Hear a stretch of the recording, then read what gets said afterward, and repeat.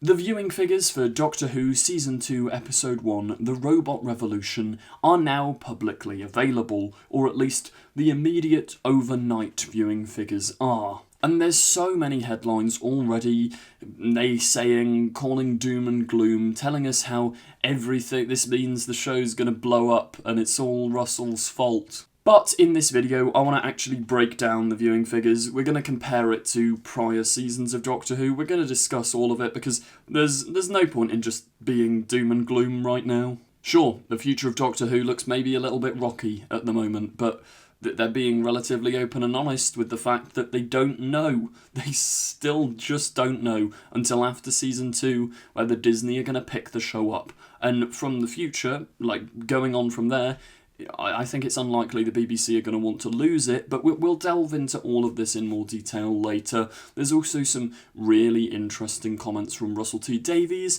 where he talks about future plans for the show, including like seasons 4 and 5.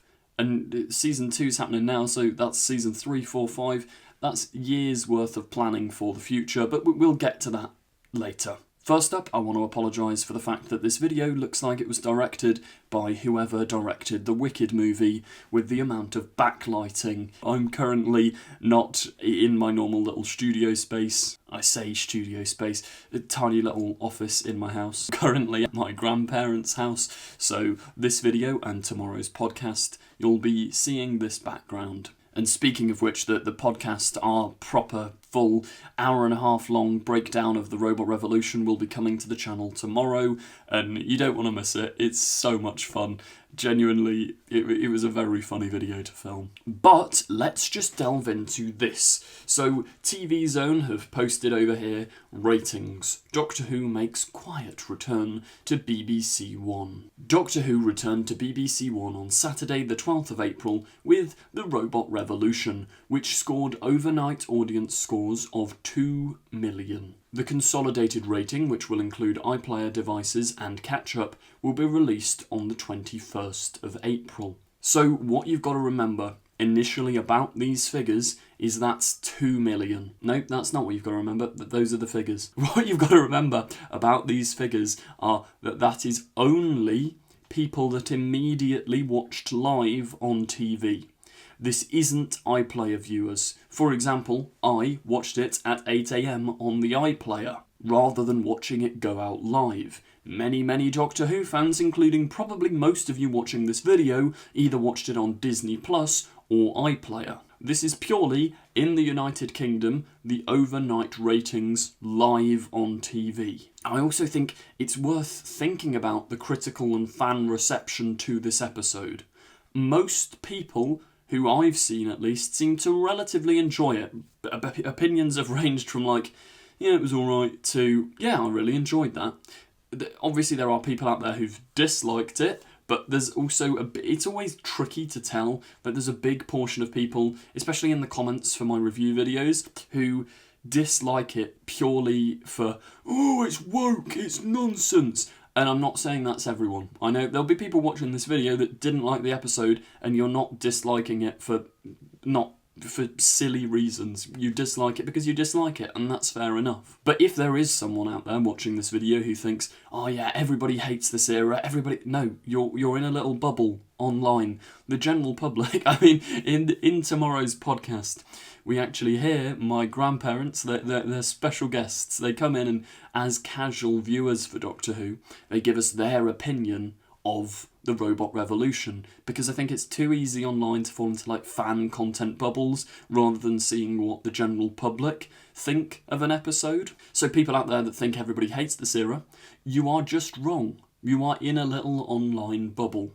But it's also really important to compare, and at this point I want to bring out the original, like this graph made by GB Sheard, who is George Sheard. You guys know him, he used to be called Ace Creeper on YouTube. He did a very similar sort of thing to me back in the Jodie era with his channel. But this is a ranking of all the modern series, like it's an average of each series' viewing figures. And you can actually see, if you look at this graph, there's obviously, the show comes back in 2005, right?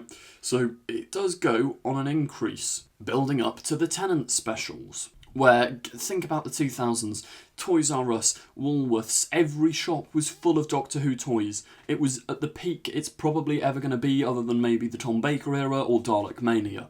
Like, that's the modern peak of Doctor Who. So from that point, it then comes down a bit for Matt Smith. It goes up a little bit when it gets more relevant, Matt Smith's second season in America and everything. Then Series 7, it does gradually creep down. The 50th is a bit of an anomaly because obviously David Tennant, Matt Smith, it's a big anniversary. The viewing figures skyrocket back up. It's an incredibly impressive figure. Series 8, it does come down. And then this is the era where Netflix and all that jazz really kicked off. Like the 2013, 2014, 2015, 2016. Like 2016 is when Stranger Things came out, and I'd argue that's when the general public were really made aware of Netflix. And it's no coincidence that as the streaming services start to take over the world, the Doctor Who viewing figures do slowly creep down. And sure, it's also because naturally, the show has, like any show that goes on for it's over 20 years now, any show that's been going on that long, the viewing figures are going to creep down. Into the early 2000s, it was new, it was fresh, it was like, oh my gosh, we've got to watch this thing. Whereas people can kind of it's just a natural thing, do you know what I mean? People will drop off. Series 11, it skyrockets back up, because obviously there's this fresh start, Jodie Whittaker's the Doctor, and many people were intrigued as to what they were going to get with 13. And sadly, I don't want to just hate on Chris Chibnall or anything. I think he's the loveliest man ever, and I do really enjoy some of his episodes, but I don't think the Whittaker era immediately gave the public exactly what they were looking for. And then obviously streaming really comes in and the viewing figures creep down and down and down. Then once again you get another anomaly, the 60th anniversary, big anniversary special, once again like the 50th, you bring back David Tennant, so the viewing figures skyrocket again. But then since then we don't have season 1 and season 2 on here, but it goes lower and lower and lower until we get the Robot Revolution, which technically is the least overnight viewed episode of Doctor Who ever. But putting the Robot Revolution into actual perspective, bearing in mind a lot of people like myself, a lot of fans will have watched it on the iPlayer. I do think I want to make a point here of saying I think the whole iPlayer release thing, I know that 8 AM is like the prime time for Disney Plus drops in the UK, but people just don't know it's on. Like, I have so many friends who are Doctor Who fans. They're not massive obsessives like me and probably you guys watching this video. They're just average Doctor Who fans who, I put in the group chat, has anybody watched this episode yet? Half of them didn't even know it was on. They didn't know it dropped at 8 AM. There was one of them who was like, oh, I thought it would come out at midnight.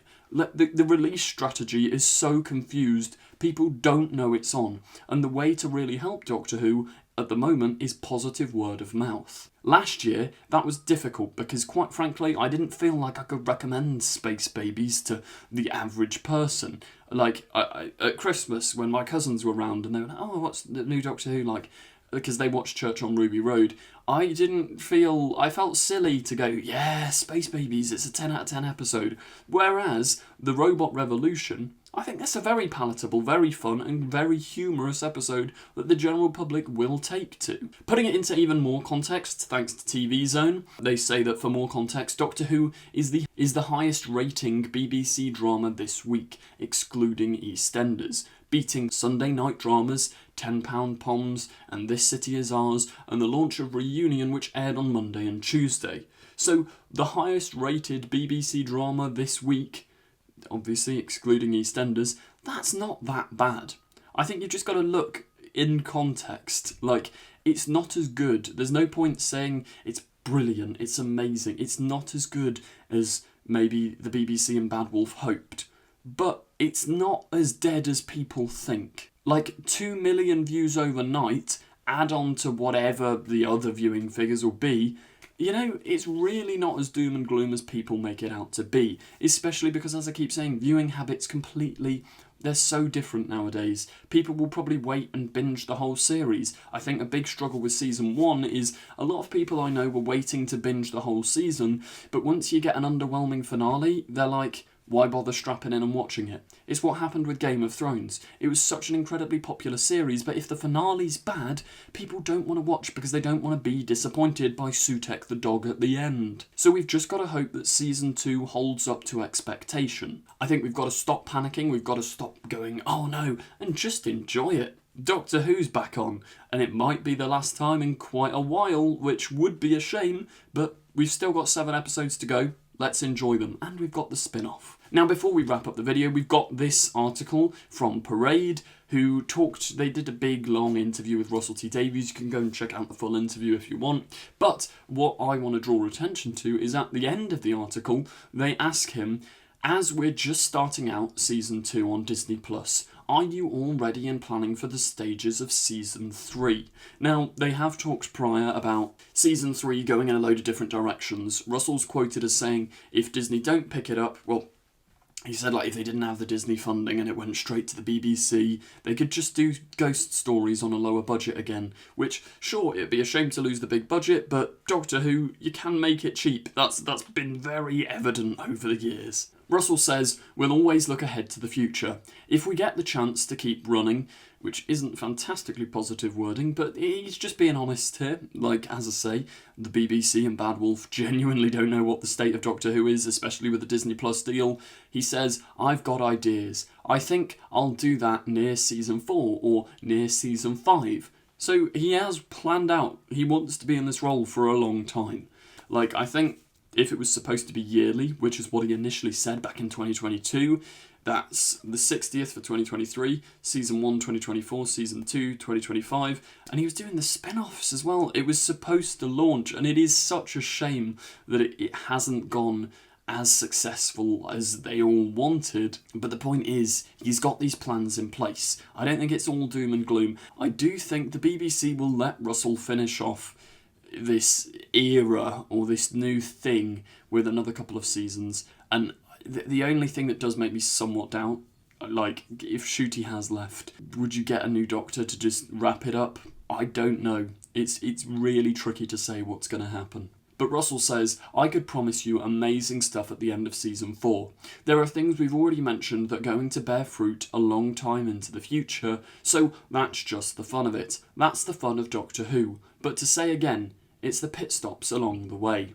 So, who knows? The future of the show is in flux, and nothing's going to change until after Season 2. So let's not be all gloom and doom this whole series about the viewing figures. Let's put them into context. It's still the highest rated show of the week. Maybe of the month. Let's see what the iPlayer catch-up figures are like. It's definitely going to beat EastEnders once the people who've watched it on iPlayer their views have been counted. Guaranteed, probably the highest rated programme of the week overall. But let me know your thoughts in the comments down below. Please subscribe, check me out on Patreon for early access to new videos. Podcast dropping tomorrow or now on Patreon. It's going up today on the Patreon. It'll be good fun. I've still got to finish editing it, but podcast will be out on Patreon today and then out on the channel tomorrow. Thank you very much for watching, and goodbye. Don't forget to click below and subscribe to the official Confused Adipose YouTube channel.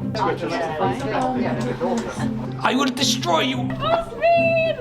She's not seen a single episode. No, I've watched your episodes. Keep these sonic screwdrivers. What else am I saying about the film? Don't watch this one.